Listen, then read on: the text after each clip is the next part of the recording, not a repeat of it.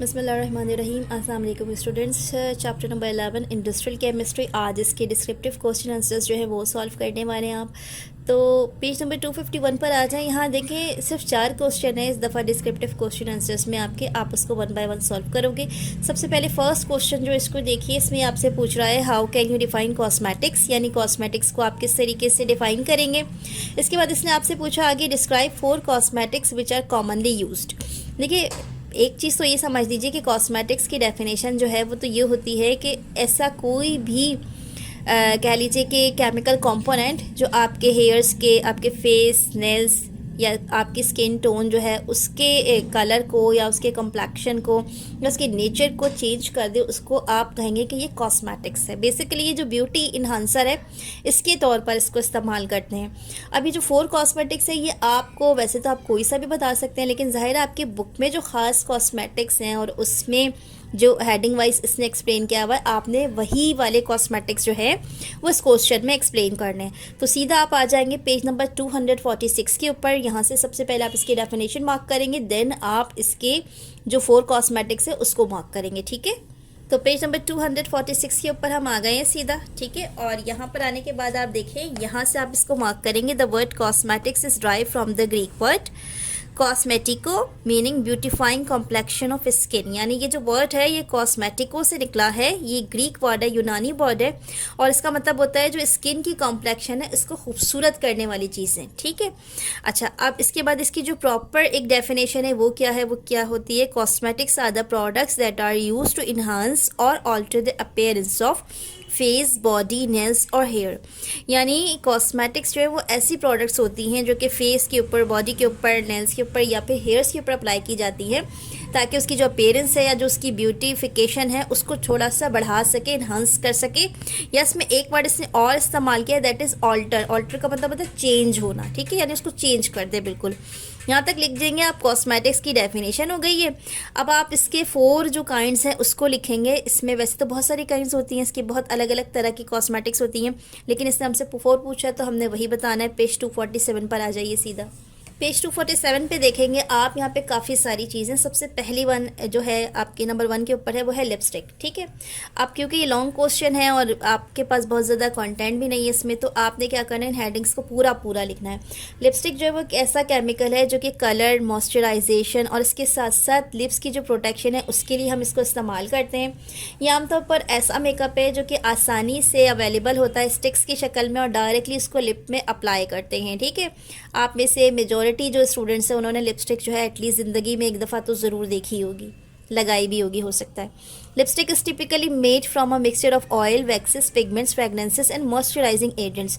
तो उसके बेसिक जो अगर आप केमिस्ट्री के एतबार से देखेंगे ना, तो बेसिकली इसमें क्या होता है, मुख्तलिफ़ किस्म के ऑयल्स और वैक्सेस हैं, इनका सबसे पहले एक मिक्सचर बनाया जाता है, फिर उसमें पिगमेंट ऐड किया जाता है ताकि वो पर्टिकुलर कलर मिले। फ्रेगनेंसेस ऐड करते हैं क्योंकि आपको पता है जो ऑयल और वैक्सेस है ना, इसकी जो स्मेल होती है बड़ी नाकाबिले बर्दाश्त होती है, तो उसमें फ्रेगनेंस डाल के क्या करते हैं, वो जो बदबू होती है ना ऑयल की और वैक्स की, उसको सप्रेस कर देते हैं, उसको दबा देते हैं, और फ्रेगनेंस जो है उसकी जो स्मेल है वो आपको आ रही होती है। इसके साथ साथ इसमें मॉइस्चराइजिंग एजेंट भी ऐड करते हैं। मॉइस्चराइजिंग एजेंट का मतलब क्या होता है कि ये प्रोलॉन्ग लिप्स के ऊपर अगर लगा के रखेंगे तो उसमें शाइन आती रहेगी और वो साथ साथ उसको हाइड्रेट भी करते रहेंगे। दूसरी चीज़ जो है वो नेल पॉलिश है। ये भी आपने देखी होगी, कैसा किस्म का लिक्विड होता है जिसको आप नेल के ऊपर डायरेक्ट अप्लाई करते हैं। आमतौर पर वुमेंस जो है वही इसको अप्लाई करती हैं, हजरात में मैंने इसका यूज़ देखा नहीं आज तक। It comes in a variety of colour including red, pink, brown and other. तो बहुत सारे कलर्स में आती है। इन्होंने तो 3-4 कलर आपको बताया, लेकिन आपको मालूम है पूरा एक शेड गार्ड होता है मुख्तलिफ़ किस्म के कलर्स का, बेतहाशा कलर्स होते हैं।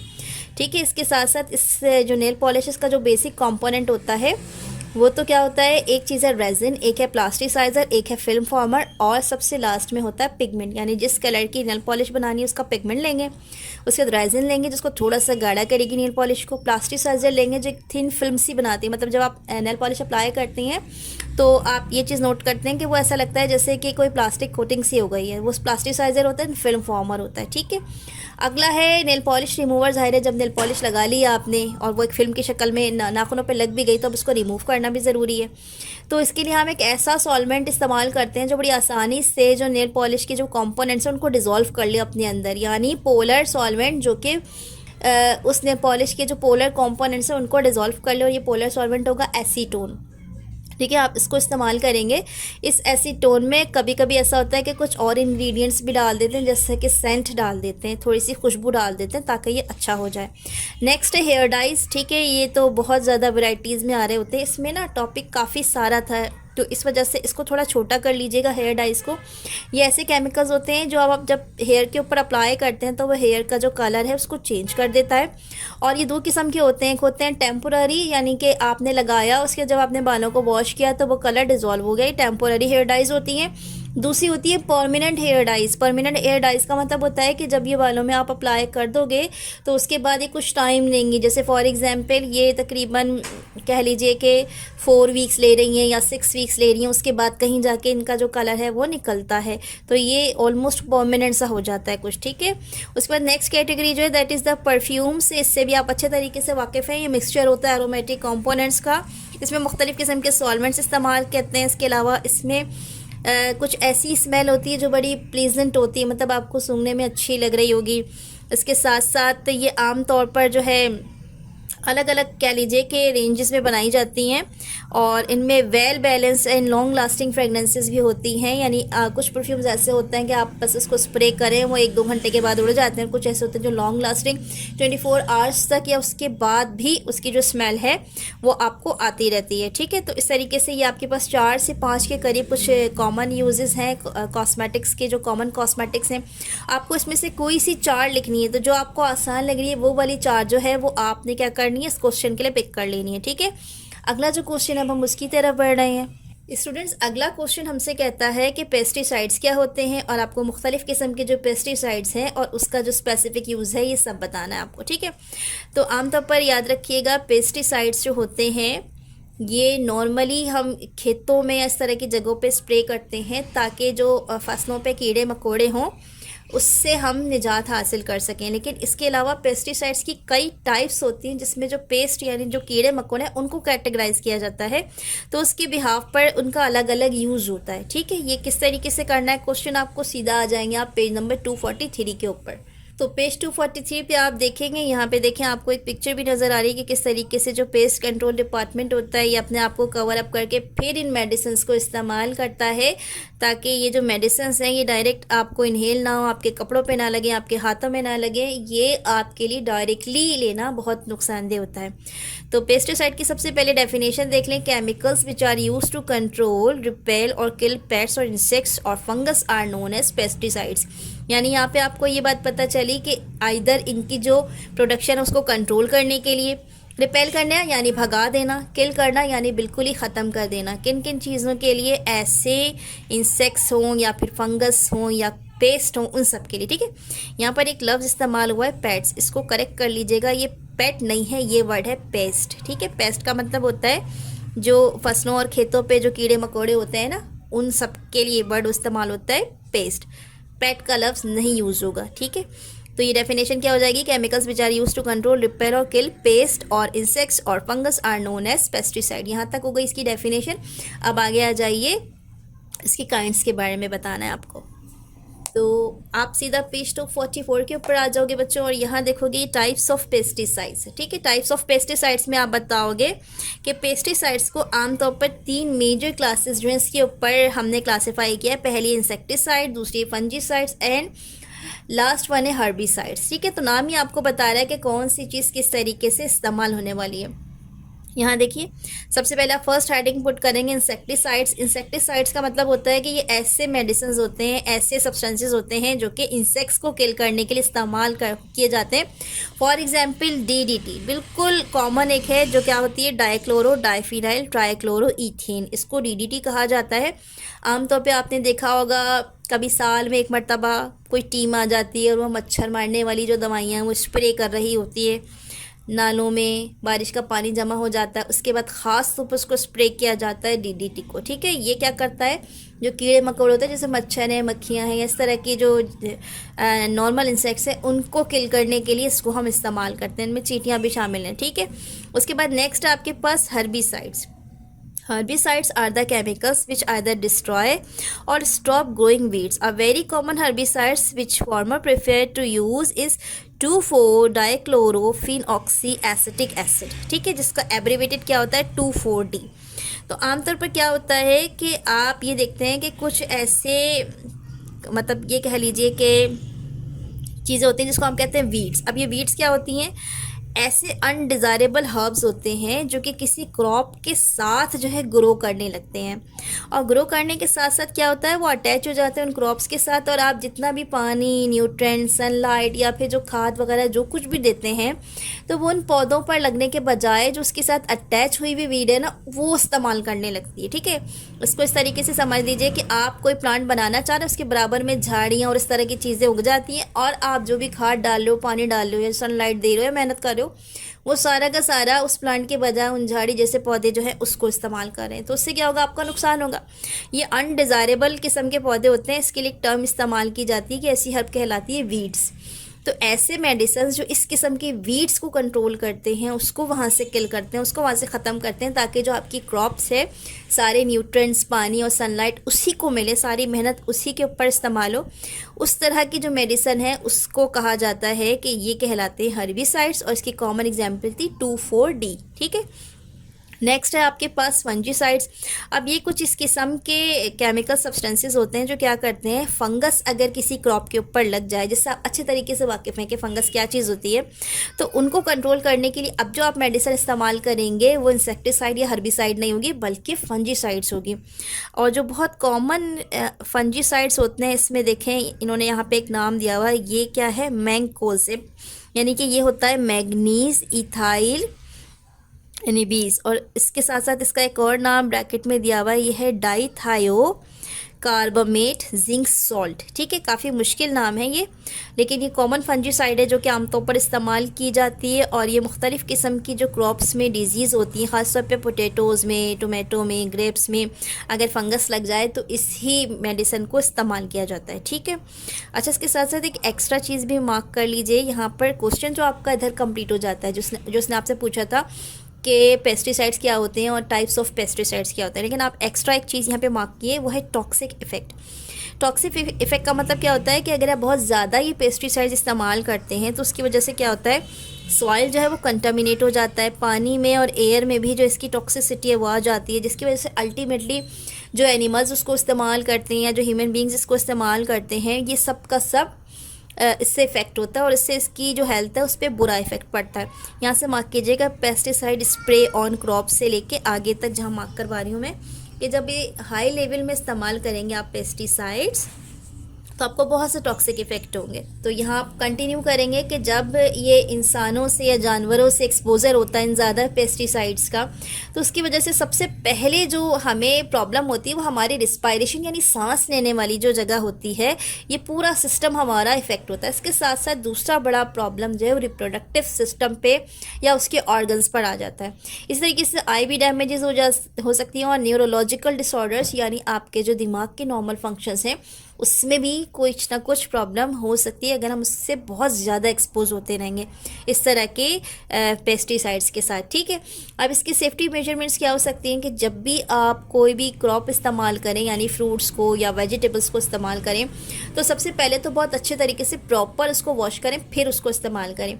दूसरी चीज़ क्या होती है कि फार्मर्स यानी जो किसान हैं उनको चाहिए कि वो पेस्टिसाइड्स का बिल्कुल गलत इस्तेमाल ना करें, यानी अगर खेतों में उसकी एक फ़िक्स क्वांटिटी हो तो वो ज़्यादा बेहतर है, बजाय इसके कि उसको बेतहाशा स्प्रे किया जाए, बिला वजह स्प्रे किया जाए, जिसकी वजह से कंटामिनेशन अंदर सॉइल तक चली जाए, और फिर जितने भी क्रॉप्स उस सॉइल में होंगे तो उनमें भी अल्टीमेटली वो तमाम के तमाम जो कंटामिनेशन है वो इन्वॉल्व हो जाएंगी, और वो फिर ह्यूमन हेल्थ को या फिर जो जानवर है उनकी हेल्थ को नुकसान करेगी। तो उसका मतलब जहाँ ज़रूरत है वहीं उसको अप्लाई किया जाए। तो एक एक्स्ट्रा चीज़ थी जो मैंने आपको मार्क कराई थी कि इसकी जो ओवर डोज होती है उससे क्या नुकसान होता है, उसकी सेफ्टी मेजरमेंट क्या होती है। ठीक है, जो नेक्स्ट क्वेश्चन है अब हम इसकी तरफ बढ़ेंगे। अगला क्वेश्चन आपसे कहता है कि आपने प्रिपरेशन प्रॉपर्टीज़ एंड यूजेस बताने नायलॉन के एंड पॉलीविनाइल क्लोराइड के। ठीक है, आ जाइए सीधा पेज 245 के ऊपर।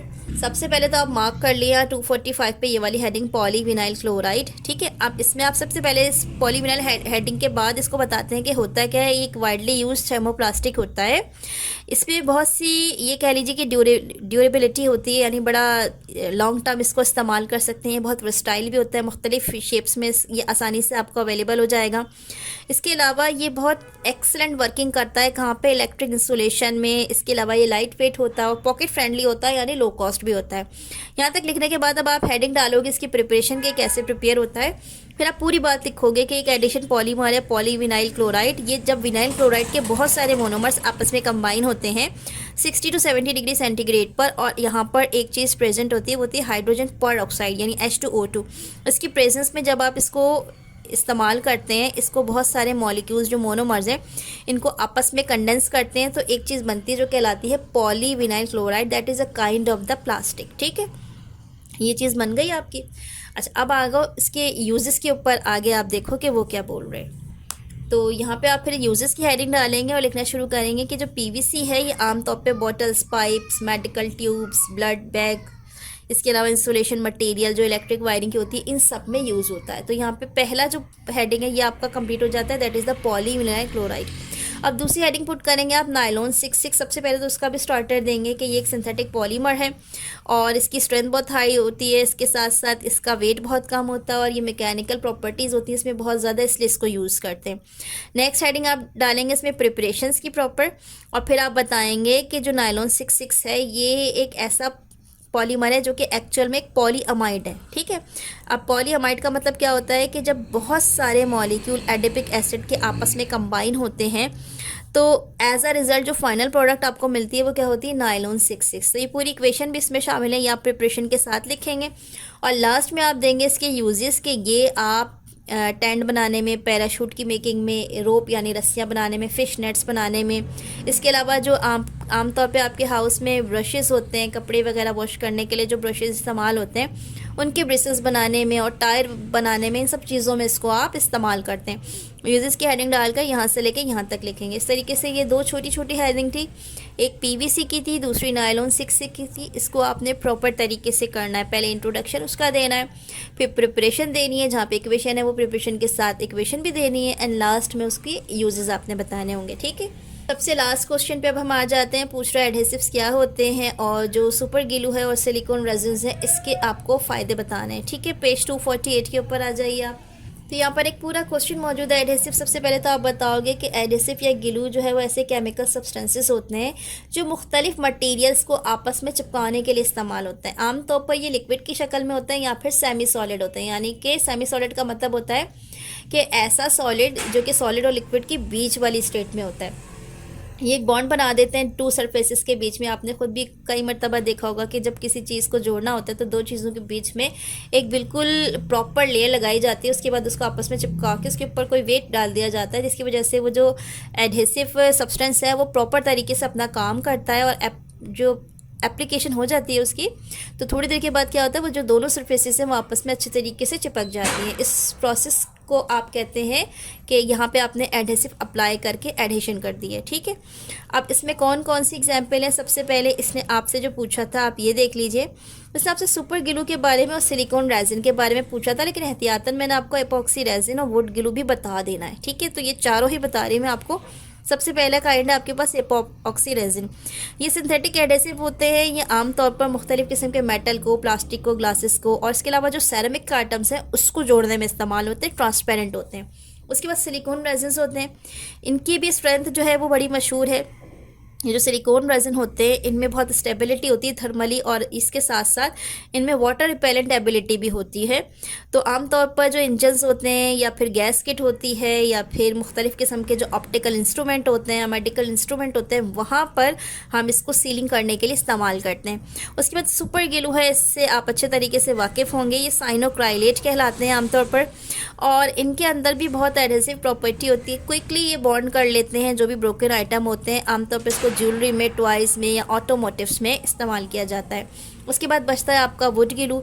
अभी जो वुड ग्लू है ये स्टूडेंट्स अक्सर आपने अपनी कॉपी वगैरह में देखा होगा कि जो बाइंडिंग हो रही होती है वहाँ पे जहाँ बाइंडिंग के साथ साथ जो ग्लू अप्लाई होता है वो वुड ग्लू होता है। ठीक है, ये आमतौर पे पॉलीविनाइल एसीटेट कहलाता है। ये वाटर बेस्ड एडहेसिव होता है, स्ट्रॉन्ग होता है, ड्यूरेबल बॉन्ड बनाता है दो पीसेस ऑफ वुड्स के बीच में, और इसके साथ साथ इसके अंदर ये एबिलिटी होती है कि ये बहुत हाई टेम्परेचर पे या हाई प्रेशर पे भी इसकी जो ड्यूरेबिलिटी है वो सब कायम होती है, मतलब ड्यूरेबल होता है ये, ठीक है।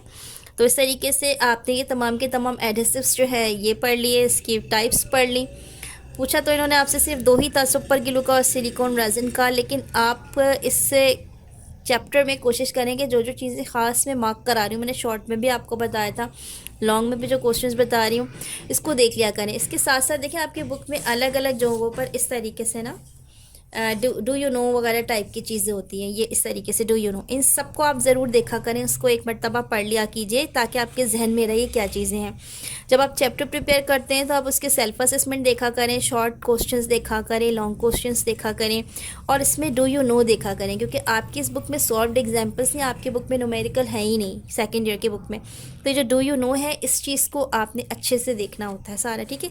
आपके पेपर में से अक्सर MCQs में से या किसी और छोटी क्वेश्चन की शक्ल में ये सारे मटेरियल्स जो हैं ये पूछे जा सकते हैं आपसे, ठीक है। तो उसके साथ ही स्टूडेंट्स चैप्टर नंबर 11 तक का काम अल्हम्दुलिल्लाह फिनिश्ड हो चुका है, बस अब थोड़ा सा ही काम जो है इस बुक का बाकी बचा है। तैयारी अपनी साथ साथ जारी रखिएगा। इसके बावजूद अगर इस लेक्चर में कोई चीज़ आपको समझ में ना आई हो तो कमेंट सेक्शन में उसको आस्क कर लीजिएगा, मैं कोशिश करूँगी कि उसका जल्द से जल्द रिप्लाई दे सकूँ। अपना बहुत सारा ख्याल रखिएगा। वीडियो पसंद आए तो प्लीज़ इसको लाइक कर लीजिएगा, चैनल को सब्सक्राइब कर लीजिएगा और अपने क्लास फेलोज़ में इसको शेयर कर लीजिएगा। टेक केयर एंड अल्लाह हाफ़िज़।